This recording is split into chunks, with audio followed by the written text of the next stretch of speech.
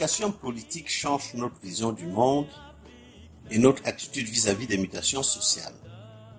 Elle nous donne des outils d'analyse pour comprendre les lois qui gouvernent le développement d'une société et nous vaccine contre les dérives tribalistes et les manœuvres de diversion. Plus nous aiguisons notre conscience politique, plus notre comportement social change. Nous cessons d'être des simples objets que l'on manipule, nous devenons des sujets et acteurs de l'histoire, des maîtres de notre destin social avec tous les droits et devoirs que cela implique. Leçon numéro 12. Des options de lutte non électorales. Il n'est pas de la nature des dictateurs d'organiser des élections libres et transparentes susceptibles de les évincer du pouvoir. Les élections ont alors essentiellement pour but de légitimer le pouvoir en place en lui donnant une apparence démocratique. Ce sont en fait des plébiscites rigoureusement contrôlés pour assurer une certaine légitimité aux candidats prédésignés, et dans le cas où les candidats de l'opposition sont effectivement élus, les résultats sont tout simplement ignorés et les vainqueurs intimidés, arrêtés ou pire encore, exécutés. On comprend aisément dans ces conditions qu'il est peu probable de faire tomber un régime dictatorial par des simples élections. Il est donc utile d'étudier les autres méthodes de libération. Il en existe 5. Les méthodes doivent être choisies en fonction des situations et peuvent se combiner entre elles. Première méthode, les négociations. Les négociations sont un instrument très utile dans la résolution de certains types de conflits et doivent être utilisées chaque fois qu'elles sont appropriées. Cependant, il faut avoir une bonne connaissance du processus de négociation. Dans une négociation, c'est d'abord le rapport de force qui compte et qui pèse sur l'issue. La résistance, la pression exercée est donc de première importance pour l'issue d'une négociation, car c'est elle qui change le rapport de force entre l'oppresseur et les opprimés, rendant les négociations utiles et productives. La règle devrait donc être lutter d'abord pour changer le rapport de force et puis négocier pour arracher les avancées souhaitées. Deuxième méthode, le sauveur étranger. De nombreuses personnes vivant sous une dictature brutale finissent par croire que les opprimés ne peuvent pas se libérer par leurs propres efforts et fondent leurs espoirs sur la pression et l'intervention de forces extérieures. C'est malheureusement bien souvent un espoir illusoire car il est rare que des sauveurs étrangers interviennent. Les pays étrangers ayant une incroyable tolérance pour les dictateurs qui savent ménager leurs intérêts politiques ou économiques. De plus, la chute d'une dictature dépend en premier lieu des facteurs internes, de la force, la détermination et de méthodes de résistance de la population opprimée. Même si des forces extérieures peuvent parfois aider, la lutte repose en premier lieu sur des forces internes.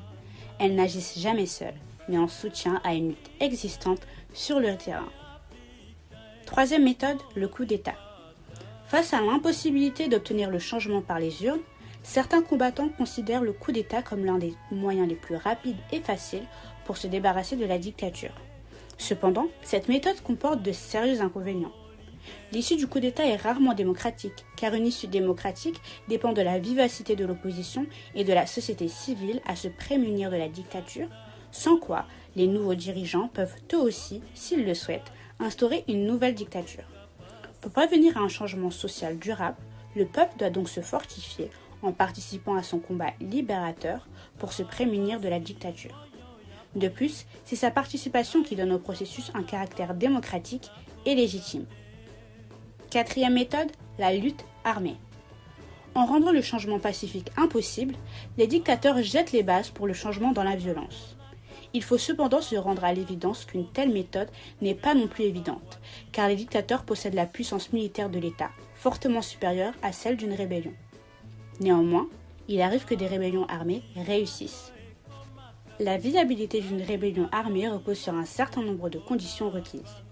Il faut qu'il soit clairement établi que toutes les méthodes de lutte non violente ont été disqualifiées par le dictateur.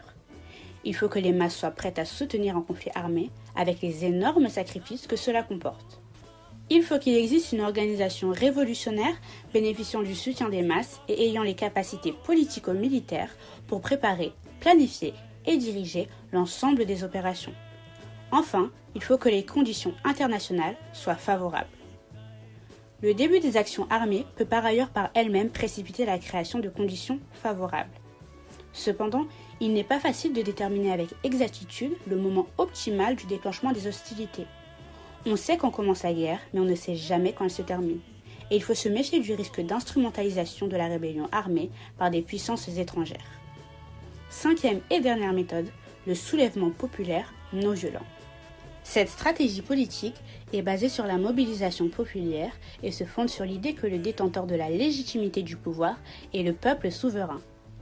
Quand le gouvernement viole les droits du peuple, l'insurrection est pour le peuple ou pour toute partie du peuple le plus élémentaire des droits et le plus sacré des devoirs. Un soulèvement populaire non violent repose sur l'utilisation de la non-coopération civile et de la défiance politique. La non-coopération civile consiste pour le peuple à exercer son pouvoir légitime de refus contre des dirigeants qui ne se conforment pas à ses aspirations. La défiance politique prône une attitude de défi et de confrontation vis-à-vis de la dictature. La combinaison intelligente des deux formes de résistance retire toute légitimité au régime en place et assure la victoire du peuple. La répression exercée par la dictature contre un soulèvement populaire non violent est une arme qui se tourne contre elle, car cela augmente le soutien à la contestation, fortifie la mobilisation, entraîne des condamnations du régime sur le plan international et des scissions dans le propre camp du pouvoir en place. La répression est donc un piège pour une dictature, face à un peuple déterminé dans sa lutte. La confidentialité et les opérations clandestines posent de sérieux défis à un mouvement qui emploie la stratégie de non-violence, car d'un côté, il est nécessaire d'informer la population sur les objectifs des opérations pour l'impliquer et éviter les suspicions, et de l'autre, il faut pouvoir prendre les autorités par surprise pour les empêcher de déjouer les opérations. Il est donc utile que la stratégie globale soit dévoilée, mais que les tactiques et les méthodes restent secrètes.